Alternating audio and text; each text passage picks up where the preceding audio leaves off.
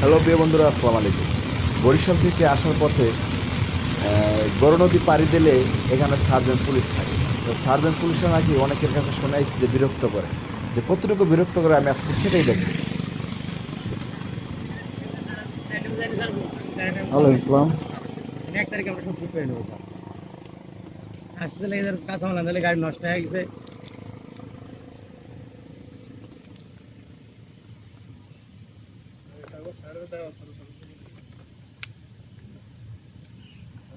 এই গাড়িটা সিগন্যাল দেন। আজিজুল ভাই আপনারা আমার দাঁড়ায় থাকেন, বুঝেন গাড়ির না যে কোনটা কাগজগুলো সিগন্যাল নিল, দেওয়া লাগে।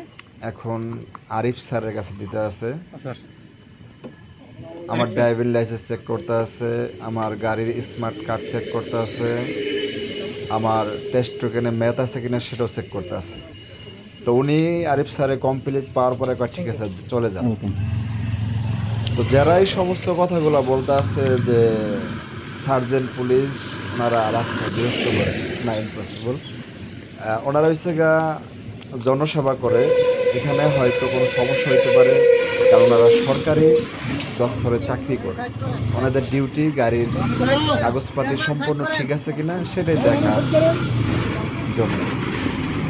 আর যারা বিরক্ত করে এরা আসলে কিন্তু সার্জেন্ট পুলিশ ওনার কোনো সরকারি অধিদপ্তর তারা চাকরিও করে না।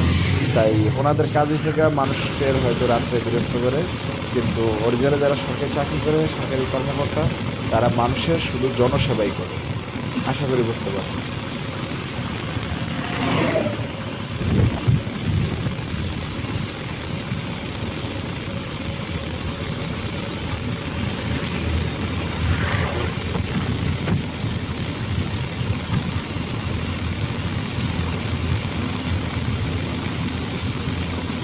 দায়িত্ব পালন করতে আছে একটা সার্জেন্ট পুলিশ, তার নিজের দায়িত্ব পালন করতে আছে।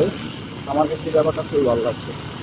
আপনারা সচেতন হইবেন, প্রত্যেকটি ড্রাইভিং লাইসেন্স, গাড়ির কাগজপাতি সব কিছু কমপ্লিট রাখবেন, কারণ সরকারি ট্যাক্স ফাঁকি দেওয়া অসম্ভব। আপনারা সরকারি রাস্তায় গাড়ি চালান, সরকারি ট্যাক্স ফাঁকি দেওয়া যাবে না।